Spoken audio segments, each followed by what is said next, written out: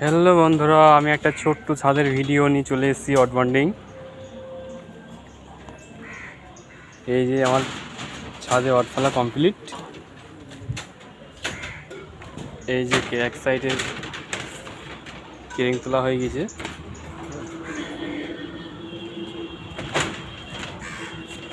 এই যে আমার মিস্ত্রি বাঁধা চলছে অড বন্ডিং। এই যে মিস্ত্রি একটু মুখটা একটু দেখাও এদিকে, লাইক কমেন্ট করবেন সবাই।